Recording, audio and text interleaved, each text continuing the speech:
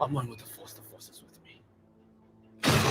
I'm one with the Force is with me. And the Force is with me. I'm one with the Force is with me. I'm one with the Force is with me. I'm one with the Force and the Force is with me. I'm one with the Force and the Force is with me. I'm one with the Force. Come back! I'm one with the Force.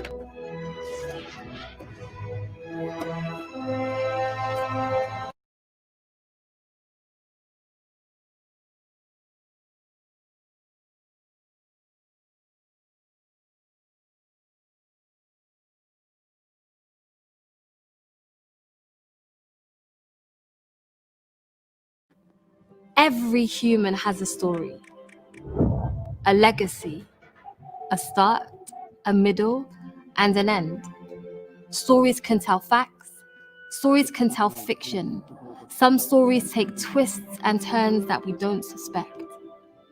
Stories don't always have a happy ending. But stories aren't bound to books, and our tales can intertwine. Your story can collide with someone else's story, shaping their future, changing their life. With your help, Penny Appeal are changing the stories of millions of people in over 30 countries around the world. Penny Appeal's story has one simple ethos: using your small change to make a big difference. What will your story be? What will our story be?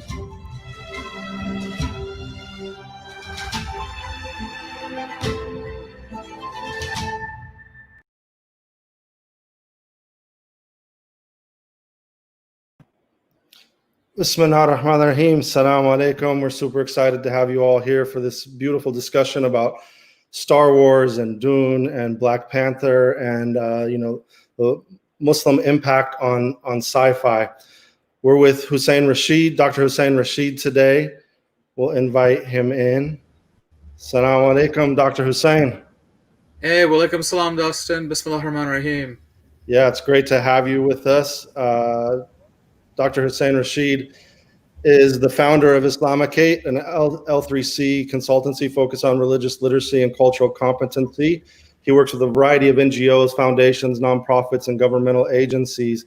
He has a master's from Columbia University and a PhD in Near Eastern languages and cultures from Harvard University. He also does a lot of work in the community as a fellow of the Rothschild Fellowship, the American Muslim Civic Leadership Institute, and working with the Doris Duke Foundation for Islamic Art in the Building Bridges program. He's also an amazing media producer, alhamdulillah, so it's really a blessing to have you here with us. His current projects include an independent film on wrongful terrorism arrests, a documentary on Muslims in America, a children's television show, and a museum project on religion and jazz. He worked with the Children's Museum of Manhattan as a content expert on their exhibit, America to Zanzibar, Muslim Cultures Near and Far. And we wanted to take one moment, of course, to thank our sponsors, who are Penny Appeal Global and Amana Mutual Funds and the American Muslim Community Foundation. So with that, Dr. Hussein, we'll let you take it away, and I will share your screen as well, and you can go ahead and Bismillah ar-Rahman ar-Rahim. Assalamu alaikum wa rahmatullahi wa barakatuh. Thank you so much for the invitation to join you today, and really giving me the opportunity to talk about something I really love, which is thinking about Muslims and the movies. My Twitter handle, because I know this is on Twitter, is at the top of the screen. It's at IslamoYankee. And what I want to do today is walk you through a whole bunch of different things that I've been thinking about, involved with, articles I've been writing that talk about Muslims in the movies. And for those of you who have a good enough screen, you might see the subtitle is The Good, the Bad, and Are You Serious with This? So that's sort of the approach I want to take. So the types of things I want to go through with you today are, let's look at movies that have Muslim themes. And so the obvious ones, and I think the reason so many of you may have been interested in this, especially with the poster, the great poster that was put out, is Star Wars and then Dune. And then I want to start talking about movies with Muslims. And so we'll talk about Ender's Game for a little bit, and then the Chronicles of Riddick. And the Chronicles of Riddick is not just the film, but the entire Riddick universe. And then we'll talk about reading Muslims at the movies.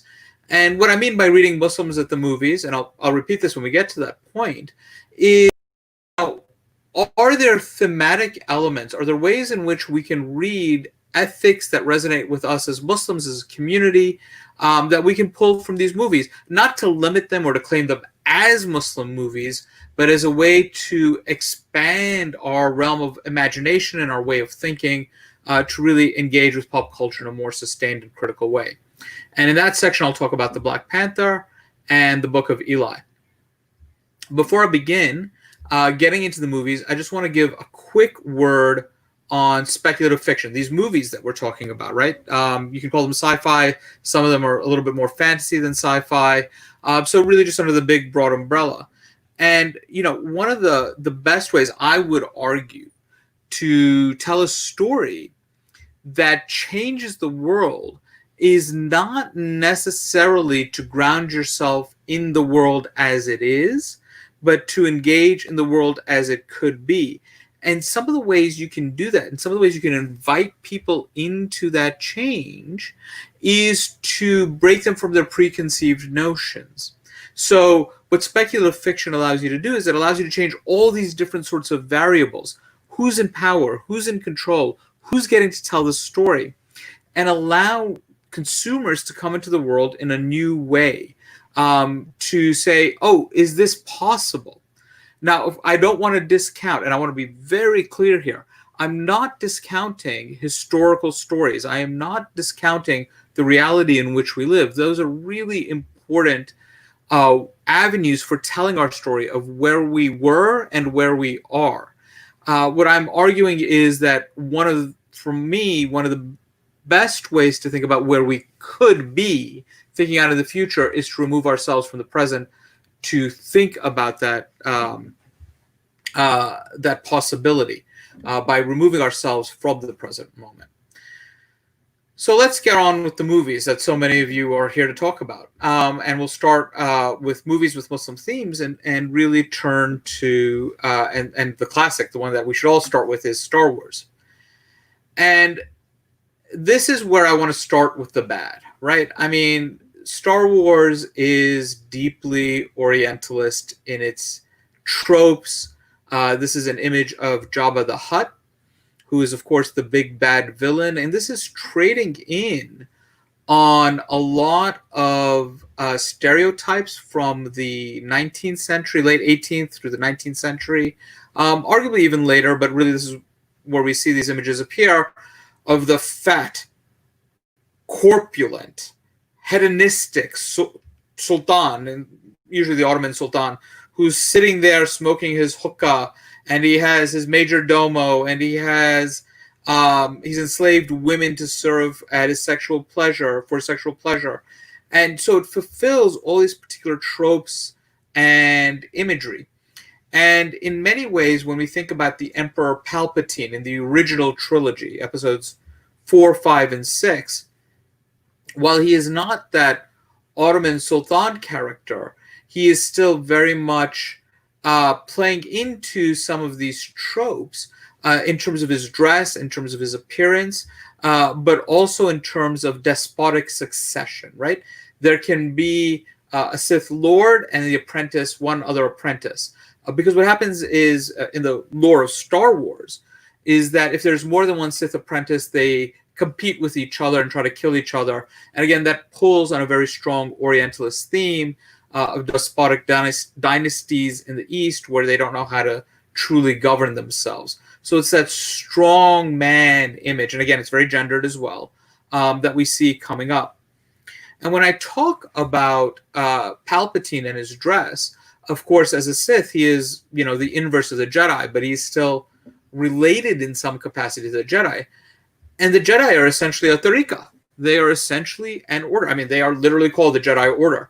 And when you look at the robes that they wear, for those of you who've been to Morocco, particularly Fez, which is where I first ran across this, you'll recognize, that it's very hard to tell, are these robes props from the movie, or are they sort of Moroccan, robes that people wear around? Now, the opening up front is the big tell, but in terms of the hooding, the length of the sleeves, the drape of the cloth, this obviously pulls from certain visual representations of the and I'm using this term loosely, the mystic East, but we also see within the idea of the Jedi Order that you are initiated at a young age and you follow a disciplinary practice that involves both physical and spiritual training that then brings you to higher levels of consciousness in order to serve others. This, of course, is common across very many Sufi tariqas, where the idea is you have to develop your mind and your soul in order to serve others, so that spirituality is not absent from the world, but it is present in the world, and the dunya, the world, and the din, your faith or your religion, are interconnected. You can't separate one from the other. So we see this very clearly with some of these Jedi elements. There are, of course, breaks with this. In the Sufi Turuq, you have an ascending chain of mastery until you get to the Sheikh of the order. The Jedi Council might arguably serve as that role, but not quite. One thing I do have to point out, though, about the Jedi that I think is really important, and we just can't ignore, is those beards. Man, do they know how to grow beards. I really want that sort of well-groomed sort of look about me. And then I think as we continue talking about the Jedi with this clip that we started with from Rogue One, is, of course, the idea of zikr as part of the spiritual practice. I am one with the Force, and the Force is with me. So again, we see Chinwe, this character who is in the middle of a battle, and he's uttering this zikr as a source of protection. And we know the character in the movie isn't a Jedi. He's not necessarily Force sensitive in ways that we understand in later movies. In other words, he's not directly connected to this thing, but he understands that it exists. And so that by calling on it, it gives him that support and strength. And so we see this practice of the zikr very clearly in Rogue One, really pushing this linkage between the Jedi and the and Sufi orders and some of the practices that are involved in that space. And finally, on Star Wars, we have to talk about the figure of Killer. Now, I've put up the child here simply because I think many of us have him or her or it. I'm not quite sure how this creature is gendered in The Mandalorian, but because of the recent success of The Mandalorian, the child is very much on our minds. But of course, the other name for the child that we all know and love is Baby Yoda. And Yoda often takes on characteristics of the figure of Khidr, alayhi salam, who is this spiritually advanced, Yoda I'm talking about, is this spiritually or Force advanced being that seems to have this supernatural knowledge that allows him to guide people and guide them to their better selves. So sort of echoing the interaction between Khidr and Hazrat Musa alayhi salam in chapter 18 of the Quran. What are the possibilities that Yoda opens up for other Jedi? And of course, Yoda is green and he lives a secluded life, and nobody wants to accept that this figure has this deep knowledge that to share with them. And again, we see all of this with Yoda and Luke in Return of the Jedi, where Luke is like, I'm looking for Yoda. I want to be taught. He's a great warrior. And Yoda says, oh, great warrior is he. And, you know, Luke is like, you can't be this great warrior. You're this little thing. And that sort of is a revelation to Luke as well. And so I think we have to look at some of these tropes and some of these ideas as they work their way through Star Wars. And I'm very curious how this relationship with Sufi orders will continue to develop. I saw some real hints of interesting things happening in The Mandalorian, particularly in the last couple of episodes. And I don't want to spoil it. I was very conscious not to include too much of The Mandalorian in this because I don't know who's seen it yet, who's ready for the binge. But I think there's some interesting things that might start coming up in the next season. Or I'm hoping there's some interesting things that will start coming up in the next season. From there, we can turn to Dune as another movie with some of these Muslim themes. And so first and foremost, the place where I really want to start, because this is a place I really want to do I want to extend my own research into, is there's an author or an academic by the name of James Morris, and he translated this book, Master and Disciple, an early Islamic spiritual dialogue. It just sort of makes this offhand comment that, the Dune series seems to be based on early Fatimid history. And very specifically, he points out the Iftita Dawa, the beginning of the mission, what's translated as the founding, what is translated as founding the Fatimid state in a recent translation. And he just sort of leaves that out there. Now, did Herbert, Frank Herbert, did he have access to this text? Did he have some class? We don't think he actually read Arabic, but did he have access to this text in some capacity, or the stories behind it? That's a really interesting thing to try to investigate, but we just don't have enough knowledge. But I want to throw this out there that I think this is a really interesting research space. I'm hoping to get into it, but if somebody beats me there, hey, more power to you. Please get on it. And one of the things that comes up, though, consistently in Dune, that a lot of people say, oh, well, Herbert must have known something about Arabic or the history of Arab Muslim empires, is his frequent use of Arabic terms throughout the text. And I really don't want to belabor the point. I just will shout out one of my favorite, which is Shai Khulud, which is a reference to the giant sandworms. The eternal thing, right? And this is the thing that is worshipped as a god. It gives life through the spice. What was Herbert doing in Dune that allows him to use this Arabic? I remember when I first read it, and this was back when I was in high school, so decades ago, thinking this is an allegory for the Israeli-Palestinian conflict, the Israeli occupation. Is it a broader metaphor for what was happening in the Middle East at the time, the Arab Middle East at the time he was writing this? Did he actually know the language in a meaningful way? Did he invest himself in the language? Or was this a type of linguistic Orientalism that Herbert was engaging in? And I'm throwing out a lot of these rhetorical questions. Normally, I would try to walk you through them, but what I do want to acknowledge is that our own Haris Durrani is running a Dune book club right now, where I think he's dealing with some of these issues in anticipation of the new Dune series that's coming out. And I'm hoping our very special guest, Haris, is online and ready to jump in and offer us some thoughts right now.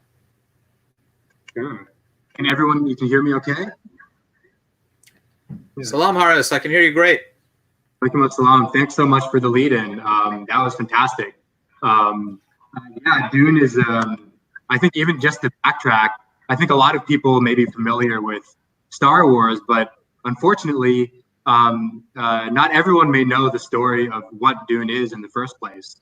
Some people may know that there was a David Lynch film. I think it was in the 80s or early 90s. But yeah, Dune is a novel from the 1960s. It's considered, I think Arthur C. Clarke, who did 2001: A Space Odyssey, called it the Tolkien, the Lord of the Rings of science fiction. And the story really is about this planet called Arrakis, which is its nickname is Dune because it's all sand. It looks a lot like Tatooine in Star Wars. And this planet is the only planet that hosts this mineral or resource, which is called the spice, which is both a drug, but also a fuel for interstellar flight. So the whole book is all about all of these warring barons and corporations and empires fighting over this incredibly valuable resource on this planet. Yet the planet itself is incredibly difficult to control, both because of its weather patterns and also because of the giant sandworms, which Hussein just talked about, that sort of ravage the desert landscape. And then in addition, of course, there are the indigenous people, which are sort of very obviously called the Fremen, who attempt to fight back against and make it very difficult for all of these outside actors to control Dune, the planet. But yeah, I think it's the origins of Dune in terms of where Herbert got his Arabic phrases is really interesting to think about. And I think you're saying you're absolutely right. It's a ripe question for as a historian. I agree. I think it's a really ripe question for historical inquiry. I mean, a lot of people have already pointed out all of the Arabic influences in Dune, and I would actually go further and say it's not just about his use of language and terms, but also certain elements of the story in Dune and in the sequel. For example, I found mirror elements of Islamic eschatology and end times in ways that aren't just reduced to the use of language itself. But even then, that's not so much interesting question of whether he's Islamic or not, if he's using Islamic or Arabic terms, but rather, what is the historical origin? Where was Herbert getting his sources? That is the really interesting question for a white dude in the 1960s. Like, where is he getting this from? And I think the reference to Fatimids is definitely there. People have also pointed out references to the Safavids and also to Muslims fighting against the Russian Empire in the book Papers of Paradise, which is a sort of lesser known influence as well.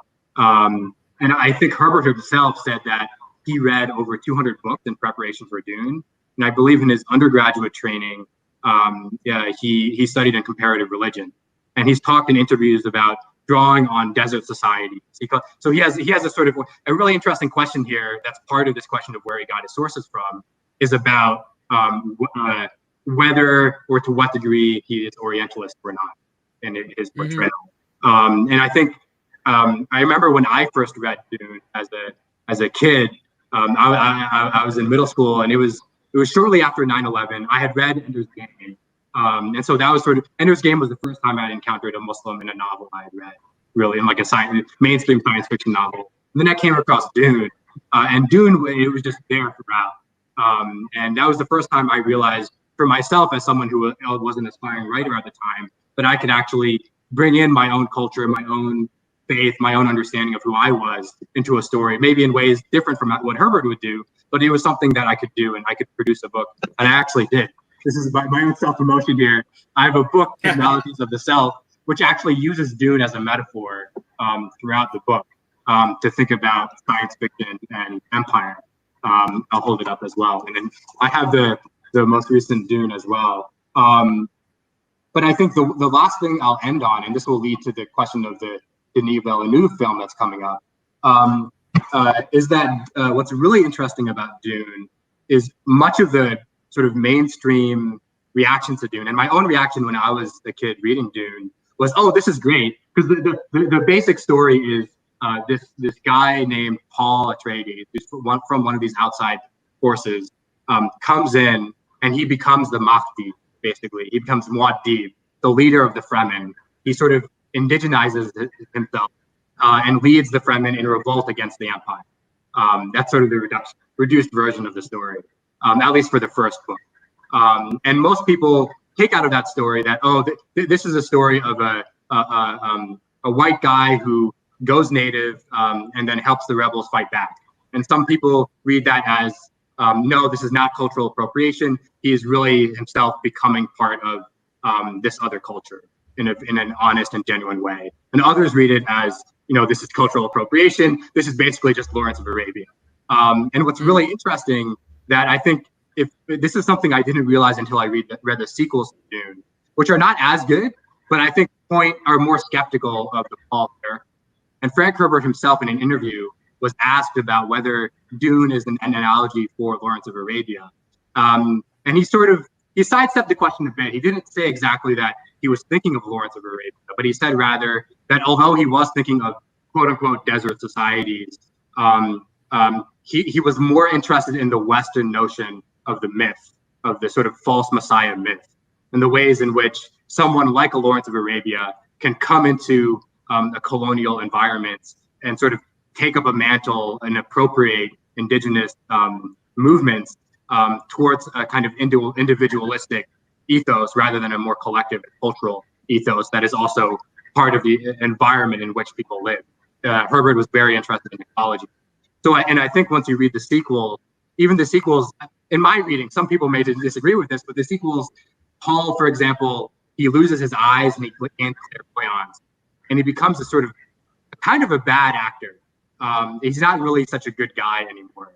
I read some of that imagery about the loss of the eyes as a reference to the Dajjal, to the sort of false Messiah figure. But I think the point here is that, at least in my reading and from reading Herbert's own interviews, I think really, although we can still have a conversation about whether he's Orientalist or not, or is promoting some kind of cultural appropriation, what's most interesting is to think about how Herbert himself saw the film, which was rather that it was a critique of the Lawrence of Arabia myth itself, of the idea of a white Western man coming in and taking an indigenous culture and claiming to stand up for those people, and sort of the unexpected consequences or expected consequences of that kind of appropriation. But I can talk more as well about the Denis Villeneuve film, because I think I'll stop now, but I'll just say Denis Villeneuve, what's very interesting is throughout his filmography, he's always interested, even if he's telling stories about misogyny or the Lebanese Civil War, for example, he never takes the indigenous perspective intentionally. He always takes he always frames his films, for example, like in Blade Runner 2049, as a critique of the male gaze, or like in his film Incendie about the Lebanese Civil War, as a critique of the Western Orientalist gaze. Whether that is successful or not is interesting to think about. And I think that'll be especially interesting to consider when looking to his adaptation of Dune this winter. And I'll stop there. Well, Horace, before I let you go, what is the ETA on the new film? When can we look forward to it? I believe it's set for December, November or December, but we'll see what happens with the current situation. Yeah, obviously, but so we're looking at, it's in the near future, inshallah. Yes, inshallah, and it's going to be 2 films as well. And yes, so and they're going to also make a spin-off show for HBO. Oh, I didn't hear that. Oh, fantastic. Yeah, it's going to be about the Bene Gesserit, which are sort of this cultish nun-like figures in the novel. Yep. Thank you so much, man. I appreciate it. Thanks, Horace, for that, and bring us up to speed on Dune. I'm really glad we brought you in for that. You are the master, as far as I'm concerned, when it comes to Dune. And it's great you also mentioned Ender's Game, because that's a great segue as well to talking about movies with Muslims. And here I want to be very clear. I think the character I'm about to talk about, whose name is Ali, or pronounced Ali in the movies, is much more underdeveloped in the film than he is in the novels. So I want to be very clear that I am talking about the film. But this character is a friend of Ender Wiggum, who is the protagonist, obviously, of Ender's Game. What has happened is the planet Earth is at war with an alien species, and what the military has discovered is that young people are better equipped to essentially combat these aliens for a variety of technological reasons, but their minds are essentially more pliable and faster and more adaptive than adult minds. So children who test well are brought into this military academy where they're cut off from their family, and they're basically militarized and put in competition against each other to battle these aliens. And so Ender and Ali end up initially as part of the same cohort, where Ali is being bullied and Ender comes to his aid, and this sort of forms a bond between the two. What happens is, at one point in the movie, Ender is promoted. He's moved into a more competitive unit, and it's the middle of the night. Ender's told to evacuate his bunk and leave to go to this other unit.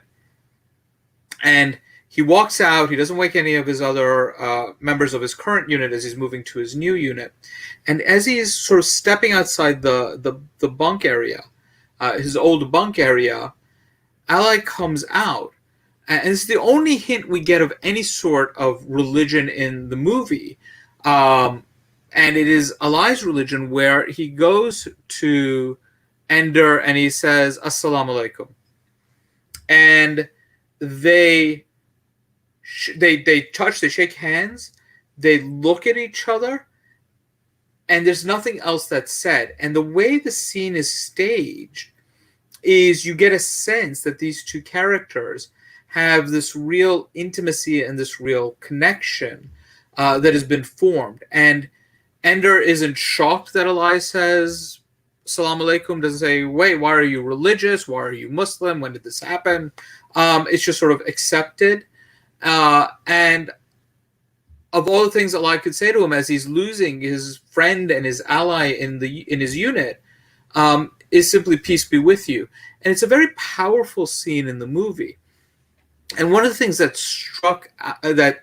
strikes me in that scene is that if you're watching this movie and you're thinking, I don't know how Muslims fit into the world, this is a very militaristic society which marks certain things in American popular imagination, where you have this Muslim character who is incredibly important and is so normal that nobody needs to say anything about it. And the only hint we ever get is this phrase, Salam alaikum. The flip side, of course, is that Ali is really underdeveloped in the movie, and is this really a way to write out this Muslim character from the movie, but you couldn't totally jettison him because he's so instrumental to the narrative arc of Ender. So there's some, pluses and minuses here. But overall, I read it a little bit more positively, simply because that scene, if you haven't seen the movie, is really just one of the linchpins for me visually of what's happening in the film. The other Muslim character I want to talk about, and by the way, I've only chosen two as samples. There are obviously so many more out there, but limiting myself to speculative fiction and looking at ways in which we could read these films, I've just sort of chosen two samples, is Imam Abul Walid from the Chronicles of Riddick. And for those of you who are unfamiliar with the film, Riddick is a criminal. He's being transported in this, far future. He's being transported in this spaceship. Imam, as he's called throughout the film, that's treated, it's not clear if it's a title or just being treated as a name. So he's simply called Imam, not the Imam, but Imam throughout the film. And he's taking 3 young men on a pilgrimage to New Mecca. And various things happen. The ship crash lands on this planet that has these photophobic, that is creatures that are afraid of light. But of course, they've landed when it's pitch black outside. And which is the name of the first film in which this character appears, Pitch Black. And there are these long conversations between Imam and Riddick about the nature of God. What's interesting is Riddick is this really dour,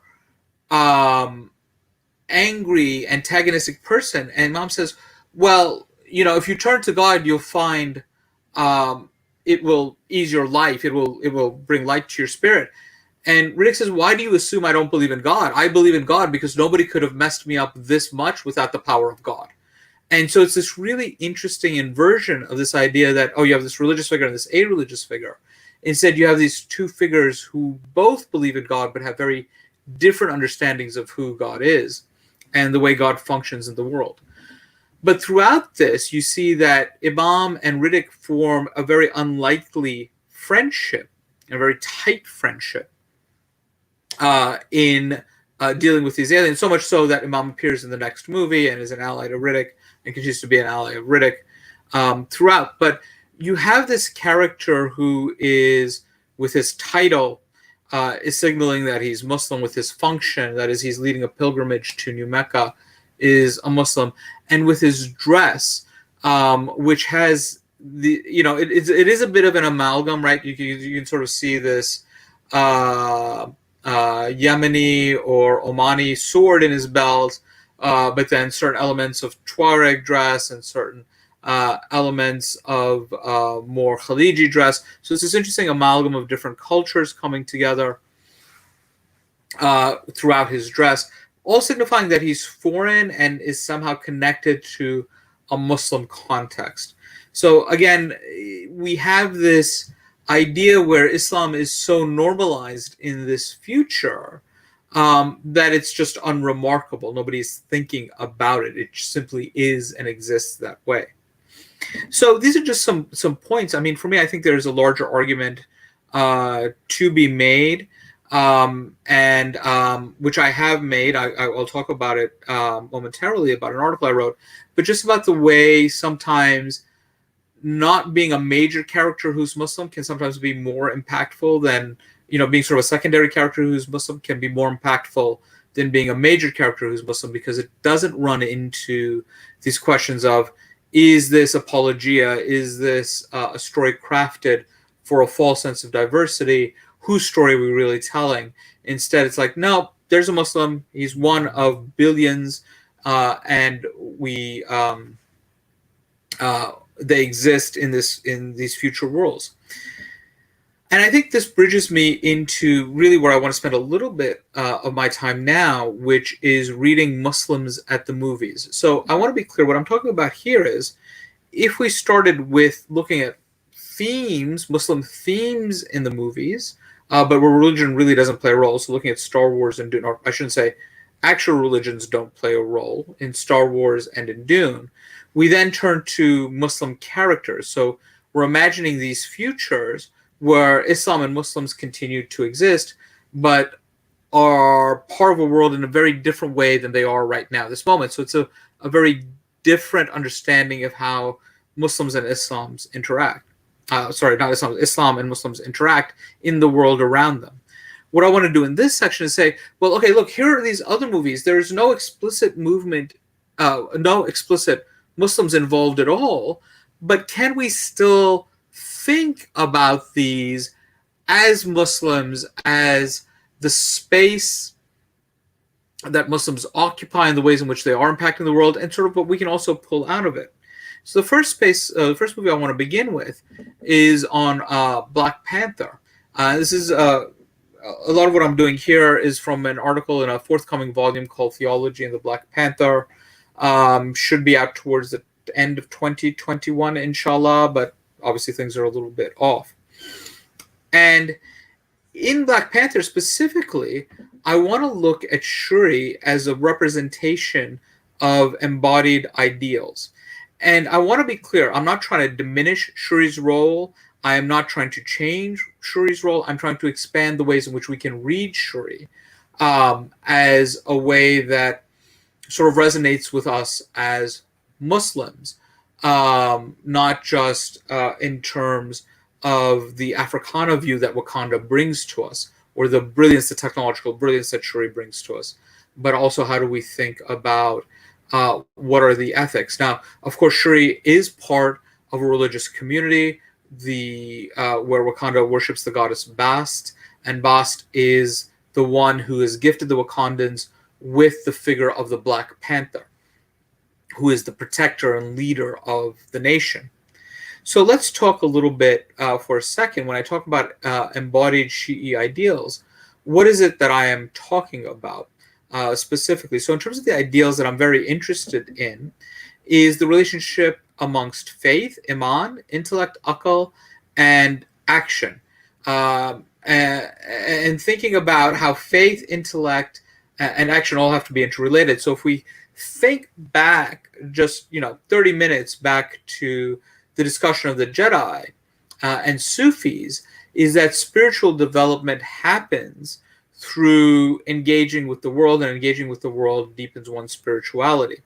Within Imami Shi'ism, that is Ithna Ashri and Ismaili, both Nizari and Mustali Ismailism, the intellect takes an incredibly important role as a way to understand faith.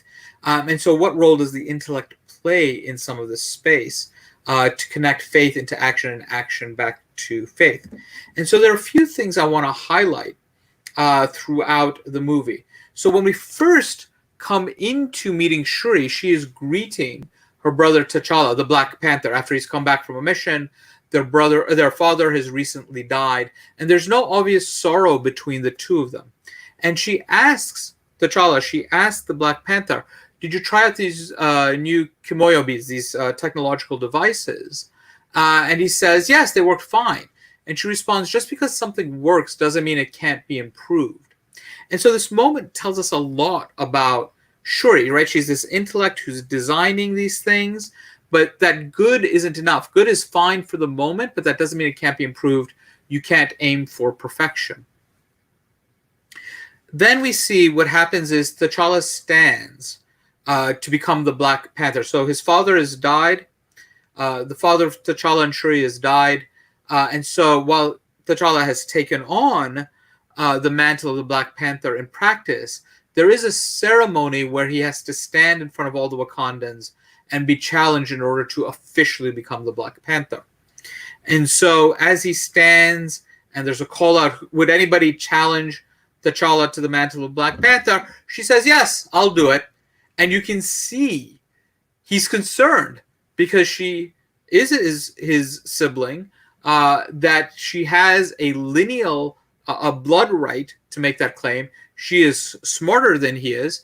And we don't know anything about her fighting prowess at this point, but clearly there's something going through T'Challa's head that says, this may not go well for me. Of course, it ends up being a joke where she's complaining about how long the ceremony is. But again, we get an inkling of who Shuri is very early on in the movie. At another point in the movie, T'Challa is challenged by the antagonist of the film, Killmonger, and it is believed that he dies at that point. And it's at this point that we see Shuri feel sorrow in the ways that we didn't when she greeted her brother and they're talking about the death of their father.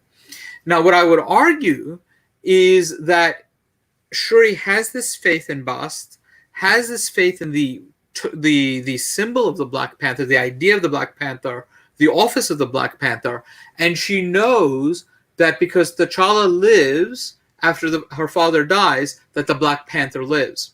But when T'Challa dies at this challenge with Killmonger, it's not clear that the Black Panther will survive. So in other words, her sorrow may be for T'Challa, but I would argue that in fact her sorrow is for the death of Panther, this figure of the Black Panther, who is really the symbol of faith and of the community. So we see this really intelligent woman also having this deep-rooted faith, so that intellect and faith are sort of interacting. And at one point, she's offered the heart-shaped herb. This is the herb that allows the person who takes it to become the Black Panther, and she refuses it. And again, I would argue that what we see here is that this is an act of faith, that she is not yet meant to be the Black Panther. She is not the right one. And what we find is that faith is vindicated. T'Challa is, of course, alive, and they bring him back to life, and they give him the heart-shaped herb. And she says, the Black Panther lives, and when he fights for the fate of Wakanda, I will be right there beside him. And again, this language I think is so telling, is that she doesn't say T'Challa lives. She doesn't say the king lives. She says the Black Panther lives, right? So for me, this is sort of this development that her investment is, I'm sure she loves her brother, but her investment is in the idea of the Black Panther, and it is her faith that allows the Black Panther to continue to live and exist. So we go ahead, there's a final battle with Killmonger and trying to reclaim Wakanda, and Killmonger is getting ready to kill Killmonger's getting ready to kill Shuri, and she says to him, quote, "You will never be a true king." And there's this sort of really strong resonance. And again, I'm not saying that the creators of Black Panther are cognizant of this, but of course, this reminds us of the story of Bibi Zainab, alayhi salam, as she confronts Yazid, who ordered the murder of the Prophet sallallahu alaihi wasallam's favorite grandson, Imam Hussein alayhi salam. And, you know, after Yazid is kicking the severed head of Imam Hussein, she, that is Bibi Zainab, curses Yazid and says, "You will never be the true ruler of the people. God will curse you." So there's this really strong resonance that's happening in this scene and in this moment. But again, what we see consistently throughout Shuri's presence in the movie is her faith in Bast, her response to action by using her intellect, by developing these technologies, and fighting for the idea of the Black Panther, who she believes that her goddess is given to Wakanda as the guardian and as the protector. So we see these themes running pretty consistently throughout the movie. And then from here, I want to turn to the idea of an incidental Muslim. And this is from a forthcoming volume called Muslims in the Movies, a global anthology, which inshallah will be out at the end of this year, 2020, or early 2021. Again, COVID, who knows, but inshallah, so please keep an eye out for it. And specifically, I want to talk a little bit about the figure of Eli in the Book of Eli. So for those of you who are unfamiliar with the movie, it is a post-apocalyptic film. We are led to believe that that there's been a war. This war has happened because of religion. And Eli is a lone traveler who, through the course of the movie, we discover is taking a book, hence the title Book of Eli, is taking a book to a library that we eventually discover is in Alcatraz. That's not a spoiler. That's just, it is what it is. That is in Alcatraz, which is attempting to rebuild a library of human knowledge. We don't know what this book is, but the antagonist of the film really wants this book. The antagonist, played by Anthony Hopkins, says that this book is a way to control people.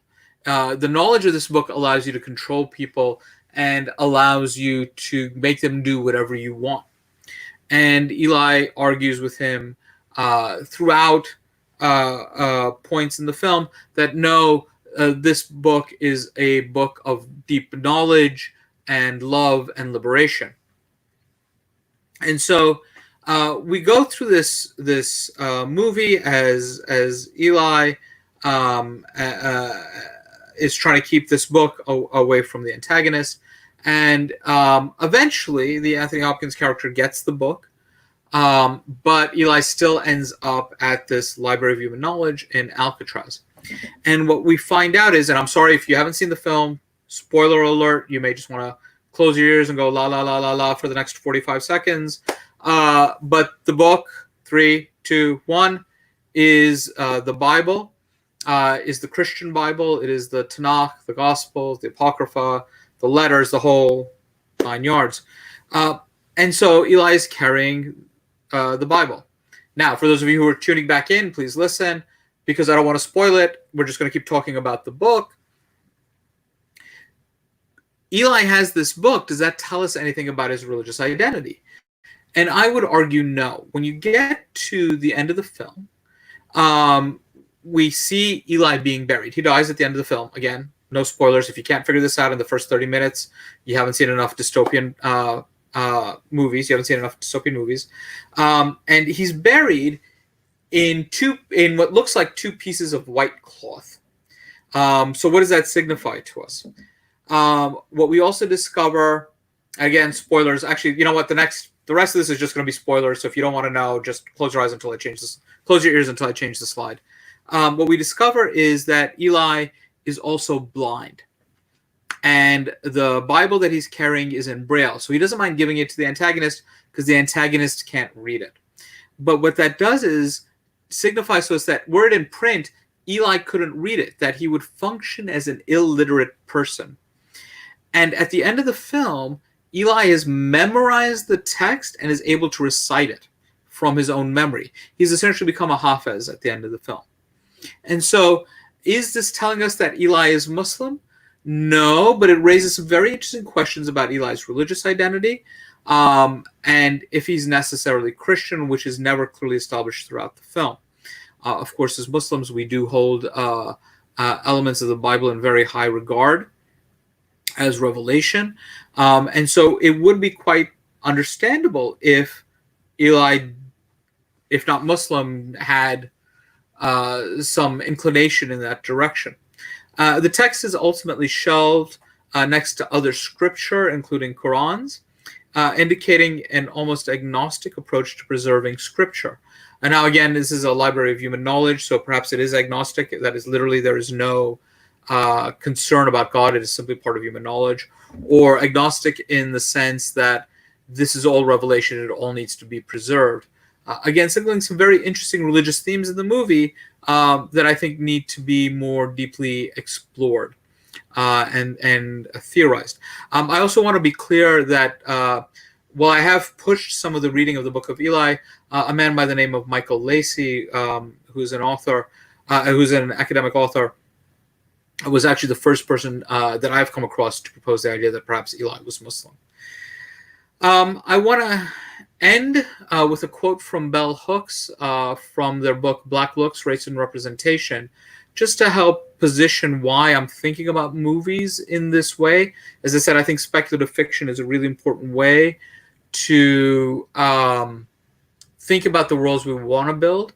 But Hooks says this, quote, "For those of us who dare to desire differently, who seek to look away from the conventional ways of seeing blackness in ourselves, the issue of race and representation is not just a question of critiquing the status quo. It is also about transforming the image, creating alternatives, asking ourselves questions about what types of images subvert, pose critical alternatives, and transform our worldviews and move us away from dualistic thinking about good and bad. Making a space for the transgressive image, the outlaw rebel vision, is essential to any effort to create a context for transformation.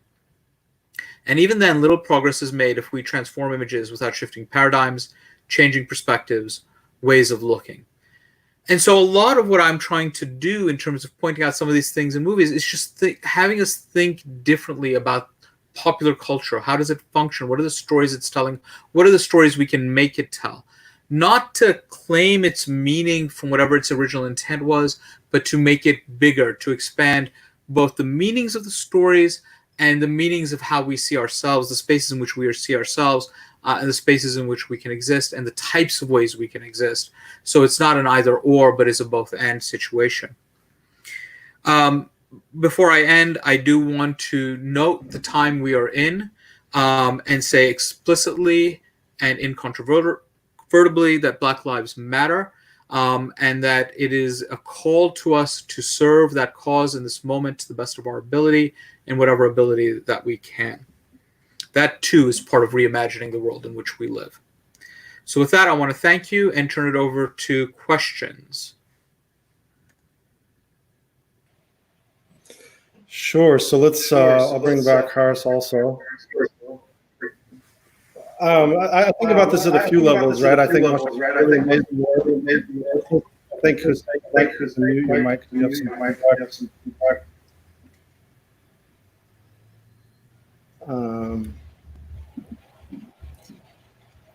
Anyway, so I think about this at a few levels, and part of what we're trying to do with this film festival is really think about how Muslims are making film, how Muslims are depicted in film at a global level, right? I think that in that way it's unique in that it hasn't been done before, and at the same time, it's at a few levels, right? So the one you're talking about is representation, versus these kinds of incidental Muslims that represent within these pieces of work.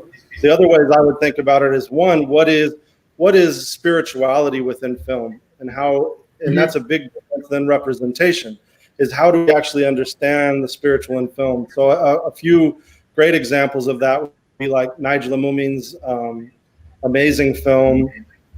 She really showed conversion, very spirit representation, the story of a mother and her daughter converting, and then it goes on kind of a spiritual journey. It shoots in the process of conversion in a really beautiful way. Even the character of Mahershala Ali in the new season of Rami, I would say, is an example of an embodied spirituality acting that may not always be there within these films. And then the other part of it, what is the political? So this goes back to like Sohail Dowlad's work, Battle of Algiers, and really think what are the more representations. And if go into all kinds of layers of Miss Marvel being, what's the difference there, right? Miss Marvel is an example of a character that is explicitly Muslim versus what you're talking about here in these stories as kind of representation and Muslims being in the stories in a different way. Dustin, thank you so much. Right, so you're absolutely right. First, I just want to shout out, work backwards. I do have a new book out that I co-edited called No Normal, Miss Marvel's America. It just came out before we entered lockdown. So if you are looking to read up on Miss Marvel, it's a fairly accessible text. Just look up my name and No Normal. You should find it. But you're absolutely right. I'm looking at representation, and I'm looking at representations and ways of reading films that are not created by Muslims. And I should have been more explicit at the beginning. I'm really looking at these sort of big blockbuster films and what are ways in which we can read them. I think you're absolutely right. It looks very different when you have Muslim creators and intentionality behind them.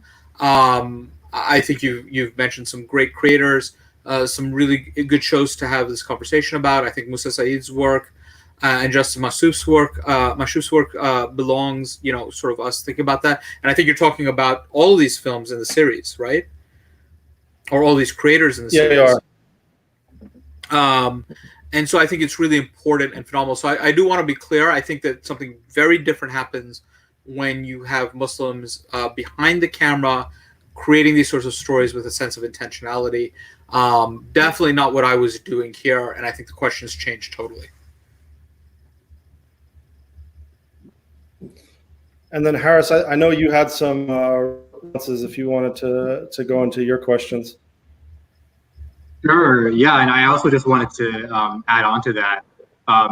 I think in addition to the sort of spiritual question and the question of representation, even within the question of representation, as Hussein pointed out, there are many different kinds of representation. You can have the sort of central protagonist hero character, but you can also have a valuable side.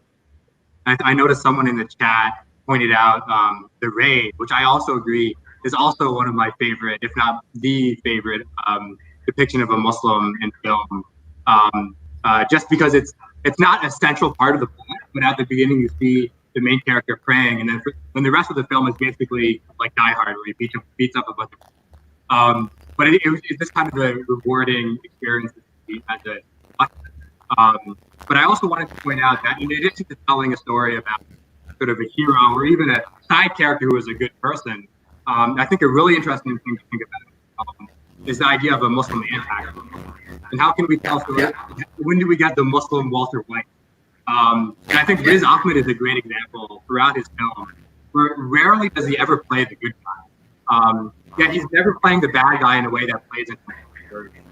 Often it's subversive. In one film he plays like a CIA agent or something like that. And in the Venom film he's the evil CEO. And then in the HBO show The Night Of, it's a very complex character, or in some ways he becomes the bad guy at the end. But yeah, I just wanted to point out that even in Chronicles of Riddick, this maybe gets back to the spirituality question, or more to the sense of world building. Is that I found watching that film, the second film in the series, that Dune, the sort of sensibility of Dune was so much. I don't know if that was intentional in the creators, but the sensibility of Dune was in the world that they created, where you have empires and multiple religions and cultures, but also a sense of the strangeness of the future. And it's a sense of a resonance with the past, which is something that Dune does so well as well. Where he's imagining this, going back to the question that Hussein raised of imagining the future and the possible. Dune is imagining this very far out world, 10,000 years in the future, but he's also drawing on a very syncretic set of histories to build that future. So the David Lynch film that adapted Dune, I mean, a lot of it's rightly maligned for a lot of ways, but I think what it gets right is the weirdness of Frank Herbert's future. And I think you see that weirdness as well in Star Wars, for example, in scenes like the Cantina, where the future is a strange place.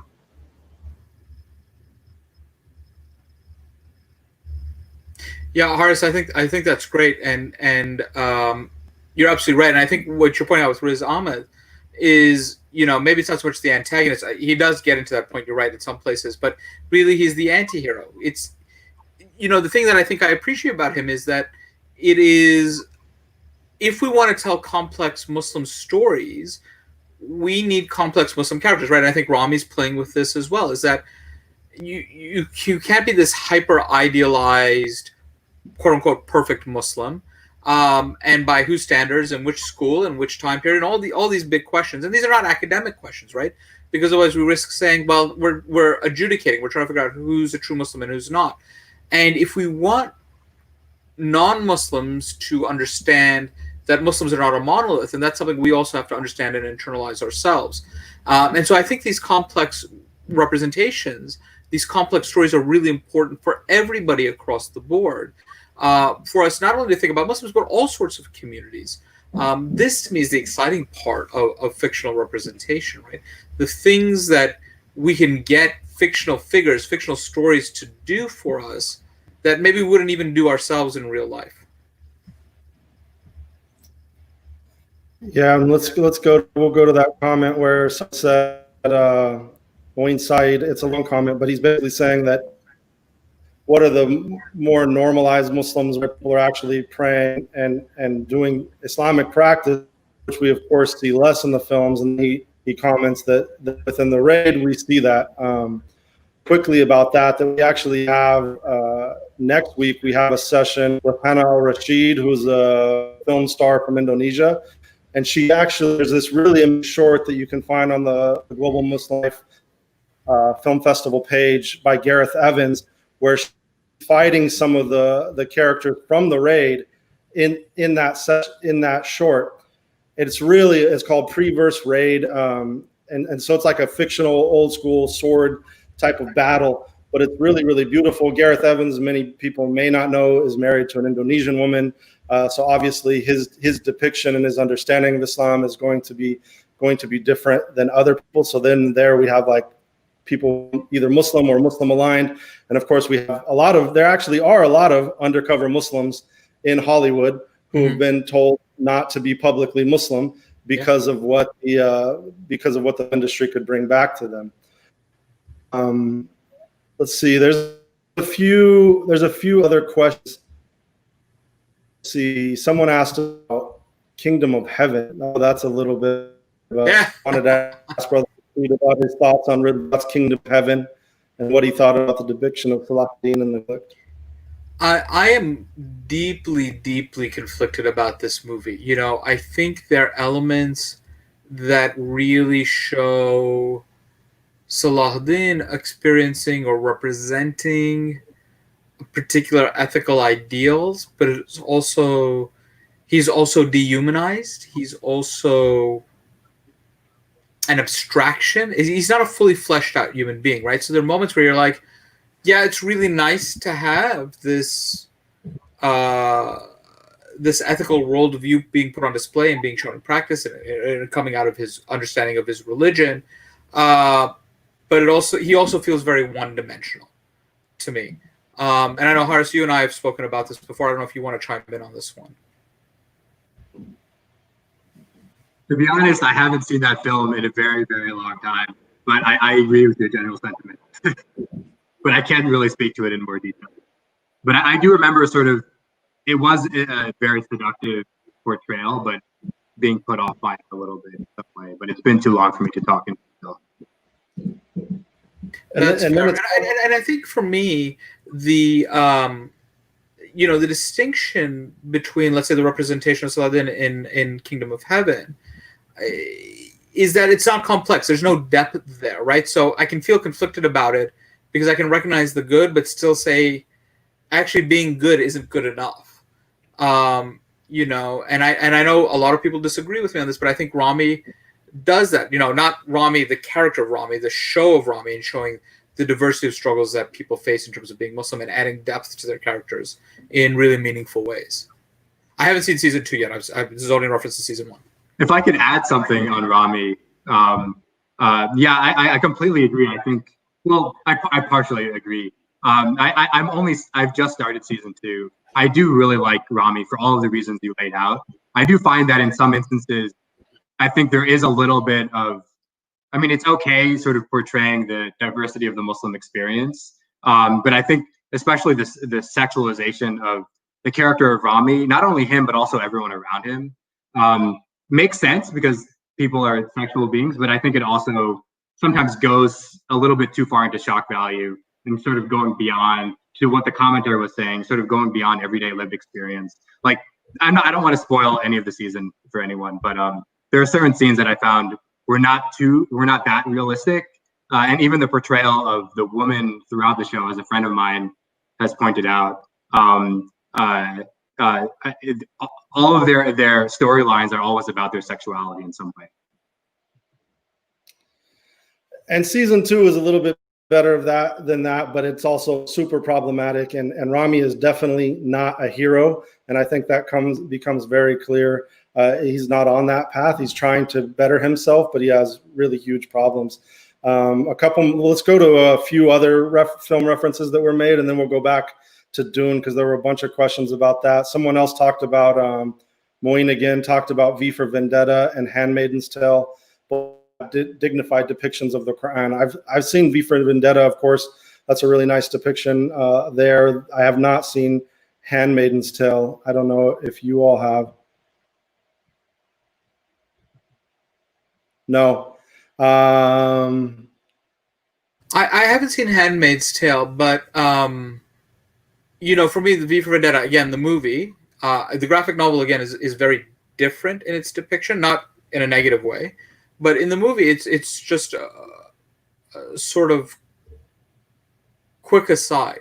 I mean, I think it's great that it's in there, but I think the total time on screen and discussion of the Quran is 45 seconds in the entire film, and is different for me than the scene with Ally and Ender, in that it is an emotional moment that we are invested in between two people in Ender and Ally, in ways where it literally, you could take the 45 seconds out of V for Vendetta and it wouldn't impact the movie at all. Right. Again, and it's like cuts and paste references, essentially being like, here's the Quran as a sacred book in the midst of this dystopian novel, versus what does it actually take? Another great would be Omar Mulek, right? And what he does with cinematography in his films. I believe that within the idea of spirituality within film inherently is related to music, cinematography, and then the acting, and how you bring out or even Omar, generally speaking, is shooting documentaries, but he's able to really convey deep sense of spirituality within his work. We want to give a shout out to Soraya Ayhadeen from AMCLI, where Dr. Rashid and I both met. Sanam's so excited for this, and she was especially excited about the conversation about Dune. A couple of comments about Dune, saying the Isbalan are brown-skinned monotheist people believe in God, an annex from their homeland. And then Jay Ali talked about how the Dune lore, the Freemen were indigenous of Sunni Muslims, but have forgotten their source of their religion over time. Do you want to touch on that at all, either of those, Haris? Sure. Yeah. I mean, those are all references, I take it, to particular parts of the text of Dune, where he uses terms that seem to reference those histories. And I would agree those elements are definitely there. I would just say that I think there's a tendency, and I myself am at fault of this, of saying that so much of Dune is a direct analogy for this thing or another thing. And he's definitely drawing on these histories in some way. But he's doing it in a sort of syncretic way, in that he's drawing on Muslim stories, but he's also drawing on Christian history, Buddhism. He's drawing on a lot. So I think just to reduce any of the characters and communities to one thing or another, I totally agree that those elements are there. But also, what makes Dune so interesting is the fact that what makes it feel so strange in that futuristic way is that he's drawing on so much history. And that's why you can see the elements of Dune even in Star Wars, where one of the most unique, what made Star Wars stand out as a work of science fiction and its world building was George Lucas's idea of an old universe, that the future wouldn't be all shiny and bright, but would be very old. So you have rusty spaceships and that kind of thing. And I mean, it's hard really to say, but in my mind, much of that sensibility comes from Dune. And there's a great documentary called Jodorowsky's Dune about a failed attempt to make Dune, where they did a lot of the set design and the artistry, and most of the artists and creators who worked on making that, trying to make that failed films of Dune, actually ended up working on Star Wars and the Alien films and so much of modern science fiction films that we know today.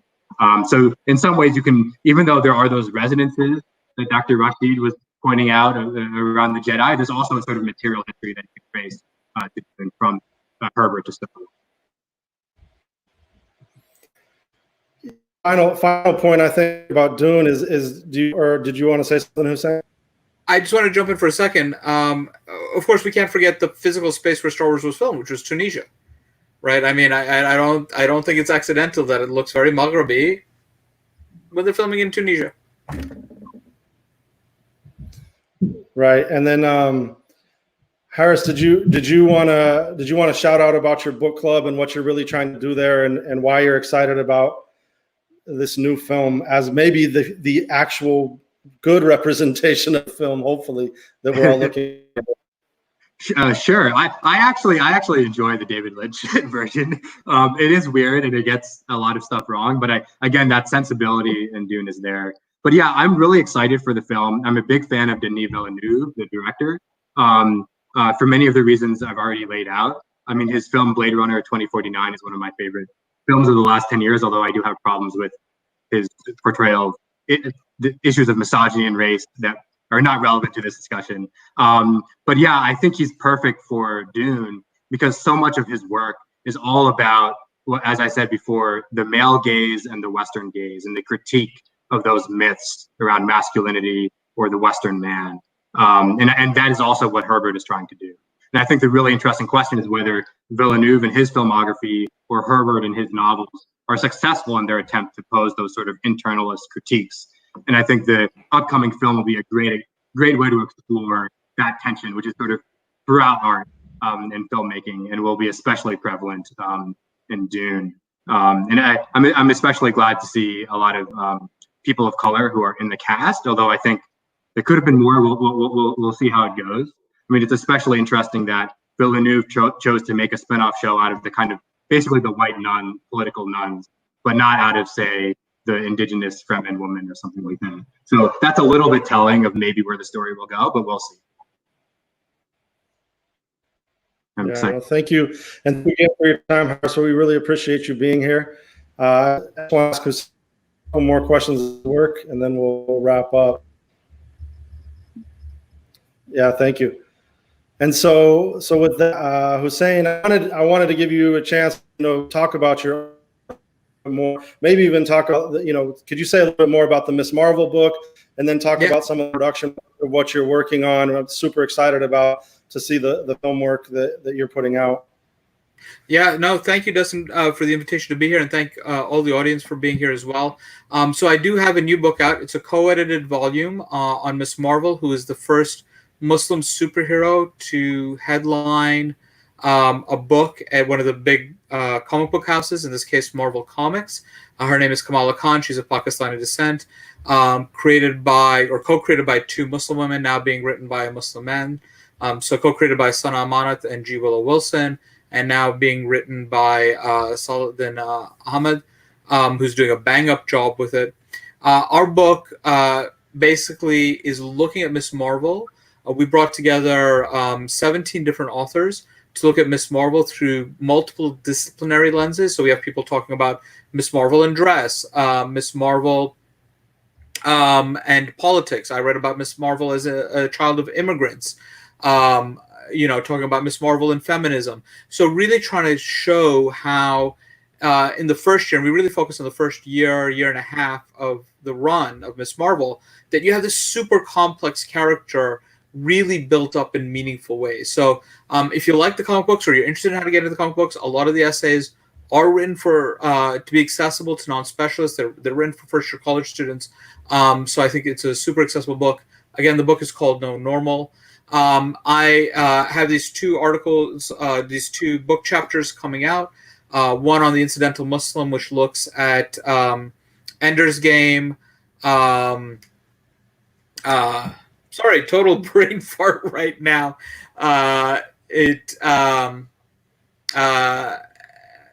I have just, it's totally blown my mind. Yes, Ender's Game, Chronicles of Riddick, and the Book of Eli. So a lot of what I talked about in this presentation, but really goes much more in depth, looking at some of the theory, again, written very accessibly, in my opinion, because I always think about my students when I write pieces.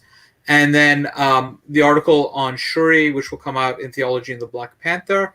I'm also co-editing a book with Christian Peterson called Islam and Popular Culture, which is a global look at popular culture. And we've got dozens of essays that I am super excited about, which inshallah should be out sometime in 2021 as well. That's beautiful. And then the set of film work you're doing. When can we? Film work. Some of you may have seen this, especially if you're based in the U.S. We launched a website called American Muslim Stories, which is going to be originally, and you read this in my bio, was going to be a documentary on American Muslims, and it still is. But now we're imagining it as a much bigger resource that includes part of which is already active, a timeline of American Muslims. A resource about articles in American Muslims. We just did one on Yaro Mahmoud, who was the first enslaved person to be painted by a presidential portraitist, Charles Pierce.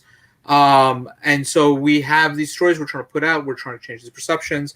I did a short award-winning film with Smarty Pants Productions and the Doris Duke Foundation for Islamic Art called The Secret History of Muslims in America, which premiered on the New York Times. You can find it on YouTube very easily. Again, it's The Secret History of Muslims in America. After doing that film, a writer-director reached out to me who's doing a story, a fictional story, but based on real cases of Muslims falsely imprisoned under terrorism-related charges. So working on looking for funding for that. And production assistance and so on, but I'm working with him on some of the content on that film. Beautiful. So yeah, thank you again for your time. We really appreciate it. I think it's very powerful what you're doing and really helping us to understand these things in a deeper level. So with that, we have of course our panel on Ertugrul tomorrow, and then we have 3 more weekends after this of the Global Muslim Film Festival. You can check us out at globalmuslimlife.com. And thank you all. Assalamu alaikum. Walaikum salam. Thank you, Dustin. Thank you.